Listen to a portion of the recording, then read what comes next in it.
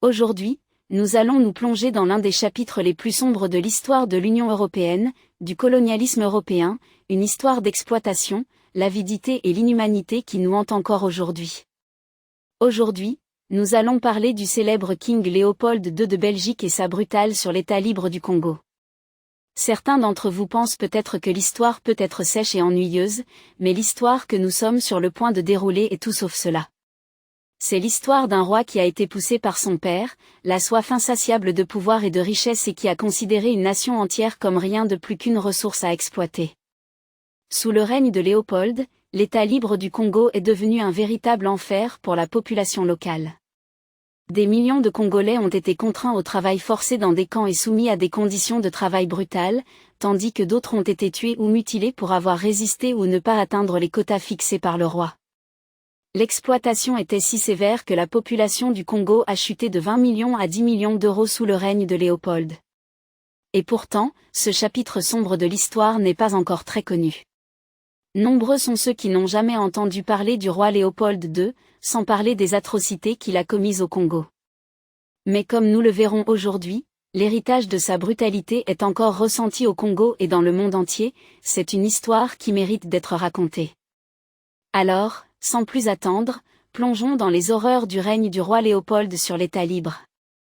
Avant cela, n'oubliez pas d'aimer et de vous abonner pour accéder à d'autres contenus de ce type. Pour comprendre les horreurs qui ont eu lieu au Congo sous le roi Léopold II, nous devons commencer au début de son règne. À la fin du XIXe siècle, les puissances européennes se sont lancées dans la colonisation de l'Afrique, en exploitant ses ressources et sa population pour leurs propres intérêts économiques. Le roi Léopold II de Belgique, un rusé et ambitieux, a vu là une occasion de se faire entendre pour construire sa propre richesse et son propre pouvoir. En tant que monarque avisé, il a vu la nécessité pour la Belgique d'avoir une colonie comme les autres puissances européennes. C'était aussi un homme d'affaires impitoyable, qui voyait dans le potentiel d'énormes richesses à tirer de l'exploitation des ressources naturelles de l'Afrique. Cependant, les ambitions de Léopold n'étaient pas limitées aux gains économiques. Il était également motivé par un racisme profond qui considérait les Noirs comme inférieurs aux Blancs. Selon lui, les Africains ne sont pas capables de se gouverner eux-mêmes et ils avaient besoin de l'aide de l'Europe pour se développer. Cette idéologie raciste a permis de justifier l'exploitation brutale du Congo et de son peuple. Léopold a choisi le Congo, une vaste région en Afrique centrale, pour ses abondantes ressources naturelles, y compris le caoutchouc, l'ivoire et les minéraux. En 1876, il a créé l'International African Association, une organisation philanthropique qui visait à promouvoir la recherche scientifique et l'humanisme en Afrique. Il a affirmé que sa mission au Congo était d'apporter de l'aide à la population, la civilisation et le christianisme au peuple d'Afrique. Cependant, ses véritables motivations étaient purement économiques. Il souhaitait utiliser l'organisation pour faciliter ses projets d'expansion coloniale au Congo. En 1879, Léopold engage l'explorateur Henry Morton Stanley pour entreprendre une mission dans le bassin du fleuve Congo dans le but d'établir un contrôle belge sur la région. Il a engagé Stanley pour explorer et cartographier le Congo. Stanley signera ensuite des traités avec plusieurs chefs locaux, prétendant établir des accords commerciaux et des alliances. Mais en réalité, ces traités ont donné à Léopold le contrôle de la terre et de ses ressources. Stanley a réussi dans sa mission, et Léopold a utilisé les informations qu'il a recueillies pour établir une colonie en 1885. Il s'agit d'un vaste territoire couvrant plus de 900 000 km² au cœur de l'Afrique. Le roi tyran a revendiqué le bassin du Congo comme étant le sien comme une propriété personnelle, et non comme une colonie de la Belgique, mais comme son propre domaine privé. Il l'a appelé l'État libre du Congo, un terme trompeur étant donné que les personnes qui y vivent étaient tout sauf libres. Léopold a fait de l'État libre du Congo son bien personnel, avec la population congolaise qui lui servent de sujet. Son règne a été marqué par la terreur et la brutalité dans laquelle des millions de Congolais ont été réduits en esclavage, torturés et tués.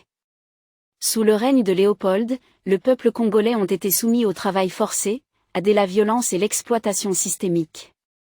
Il s'intéressait avant tout au commerce du caoutchouc et il a forcé les Congolais à travailler dans les plantations de caoutchouc dans des conditions épouvantables. Les gens ont été battus, mutilés et tués s'ils n'ont pas atteint leur quota quotidien de caoutchouc. Mais la brutalité de Léopold ne s'est pas limitée au commerce du caoutchouc. Il a également forcé le peuple congolais à exploiter les mines pour le cuivre et les diamants, tandis que les bénéfices tirés de l'exploitation des mines de cuivre et de diamants ont été réduits. Ces ressources sont allées directement dans ses propres poches. La population congolaise a également été soumise à l'obligation de se conformer à la main-d'œuvre sur des projets de construction, tels que la construction du chemin de fer Matadi-Kinshasa, qui a coûté la vie à des milliers de travailleurs en raison de la maladie, la famine et le travail brutal conditions. Léopold a également employé une armée privée, la force publique, pour faire respecter son autorité et maintenir sur la population congolaise. Cette armée était réputée pour sa brutalité, et ses soldats étaient connus pour commettre d'horribles actes de violence contre des hommes, des femmes et des enfants congolais. Ces agents ont utilisé toute une série de tactiques pour terroriser les citoyens et soumettre les Congolais. Certains ont coupé les mains de ceux qui n'ont pas respecté leurs engagements, d'autres prendraient en otage les membres de leur famille jusqu'à ce que le quota soit atteint. Ils ont également été à l'origine de conflits entre différentes ethnies, ce qui a encore déstabilisé le pays et a créé un environnement de peur et de méfiance. L'État libre du Congo s'est fait connaître comme un lieu d'une horreur indescriptible.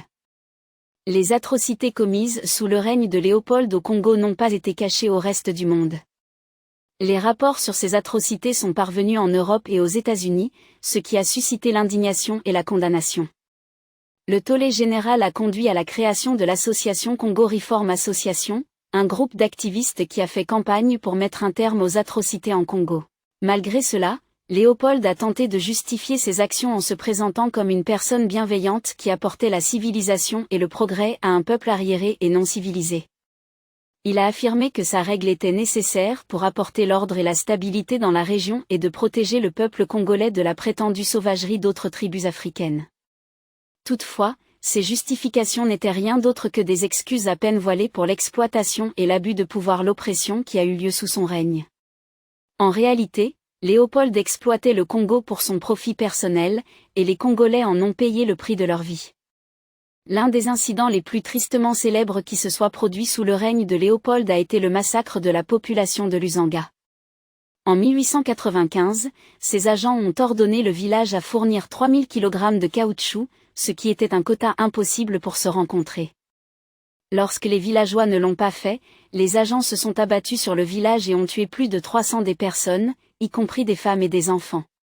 Ils ont ensuite coupé les mains des morts et les ont forcés à les survivants de les porter comme preuve qu'ils avaient tué le nombre requis de personnes.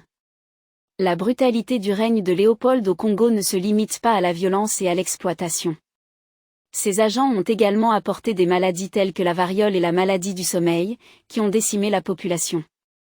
Ils ont détruit le tissu social et économique de la société congolaise, effaçant des traditions culturelles et forçant les gens à abandonner leur mode de vie.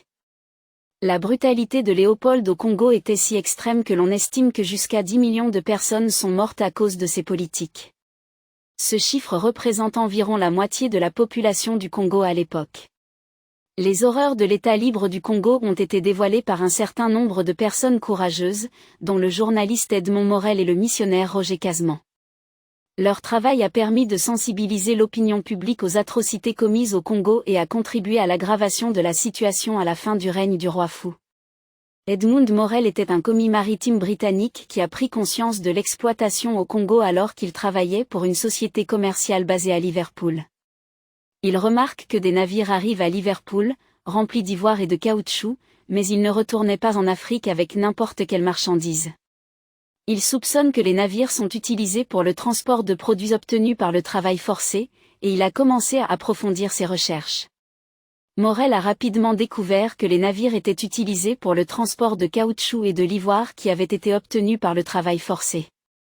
Il a fondé l'Association pour la réforme du Congo en 1904 pour sensibiliser à la situation et faire pression pour que les choses changent. Les efforts de Morel ont été déterminants dans la transformation de l'image de marque de l'Union européenne contre Léopold et son régime. Roger Casemans était un nationaliste irlandais qui avait auparavant travaillé pour le gouvernement britannique. Il est nommé consul britannique pour le Congo libre en 1900 et a été chargé de la mise en place d'un système de gestion de l'information et de communiquer pour enquêter sur les allégations de violation des droits de l'homme. Ce qu'il a découvert était choquant. Casemans a trouvé des preuves de torture généralisée, mutilation et meurtre au Congo. Il a consigné ses conclusions dans un rapport qui est devenu le rapport de la Commission européenne, connu sous le nom de rapport Casemans. Le rapport décrit en détail les conditions horribles dans lesquelles le peuple congolais a été contraint de vivre et de travailler. Le rapport de Casemans a mis la situation au Congo en lumière et a convaincu le gouvernement britannique de prendre des mesures. En 1908, le gouvernement britannique a organisé une conférence internationale à Bruxelles pour discuter de l'avenir du Congo. La conférence a abouti à la fin du règne de Léopold sur l'État libre du Congo. Son règne sur le Congo s'achève en 1908, lorsque la Belgique a pris en charge l'administration de la colonie, en partie en réponse à l'indignation mondiale causée par la révélation d'atrocités. Cependant, la population congolaise a continué à souffrir sous la domination coloniale belge, et ce n'est qu'au milieu du XXe siècle qu'elle a enfin pu accéder à l'indépendance. Pour apporter la liberté au peuple congolais, les militants congolais ont lutté contre l'esclavage et l'oppression sur leur territoire. L'un des plus éminents de ces activistes était Simon Kimbangu, prédicateur chrétien congolais qui a fondé l'église kimbanguiste au début du XXe siècle. Kimbangu a prêché contre l'oppression des Congolais et a été arrêté et emprisonné par les autorités coloniales, où il est décédé en 1951. Une autre figure importante de l'histoire congolaise est Patrice Lumumba, qui a conduit le pays à l'indépendance de la Belgique en 1960. Lumumba était un éminent militant anticolonialiste et a été élu premier ministre du Congo après l'indépendance. Cependant, le leadership de Lumumba a été de courte durée car il a été renversé par un coup d'État juste quelques mois après son entrée en fonction. Malgré la brièveté de son mandat, l'héritage de Lumumba en tant que leader qui a lutté pour les droits du peuple congolais est encore dans toutes les mémoires aujourd'hui. Il est célébré comme un héros au Congo et dans toute l'Afrique pour son rôle dans l'obtention de l'indépendance de la domination coloniale. Le règne de Léopold a été caractérisé par un mélange d'ambition, de cupidité et d'impitoyabilité. Il était connu pour son style de vie extravagant, son amour du luxe et son obsession du pouvoir. Il était également connu pour sa personnalité charmante, son esprit et son intelligence, qu'il utilisait pour obtenir le soutien de nombreuses personnes influentes en Belgique et à l'étranger. On peut dire que l'héritage de Léopold en Belgique est mitigé. D'une part, on se souvient de lui comme d'un leader visionnaire qui a transformé la Belgique en un pays moderne et industrialisé. Il a joué un rôle important dans la promotion du développement économique, l'expansion du réseau ferroviaire et la modernisation des infrastructures du pays. D'autre part, l'implication de Léopold dans le Congo a laissé une tache sombre sur son héritage. Le traitement brutal de la population congolaise par son régime a été largement critiqué, et ses actions au Congo ont été décrites comme rien de moins que des génocides. Comme nous l'avons vu, la quête de richesse de Léopold et le pouvoir ont entraîné la mort de millions de personnes. Le peuple congolais a enduré des souffrances indicibles et une exploitation inhumaine. Les chiffres sont stupéfiants, des millions de personnes ont perdu leur vie, soit par la violence directe, soit par la famine ou une maladie. Et pourtant, malgré cet immense bilan humain, Léopold a pu maintenir son emprise sur le pouvoir et sa réputation de force civilisatrice en Afrique.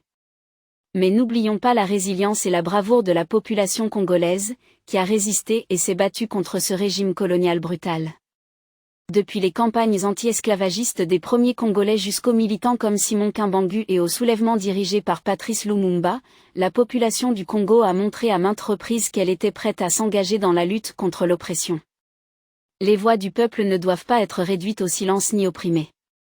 Alors que nous réfléchissons à ce chapitre sombre de l'histoire, nous devons reconnaître l'héritage permanent du colonialisme et son impact sur le monde d'aujourd'hui. Ce n'est qu'en affrontant le passé et en travaillant vers la justice et la réconciliation que nous pouvons construire un avenir plus équitable et plus juste pour tous. Merci de votre attention.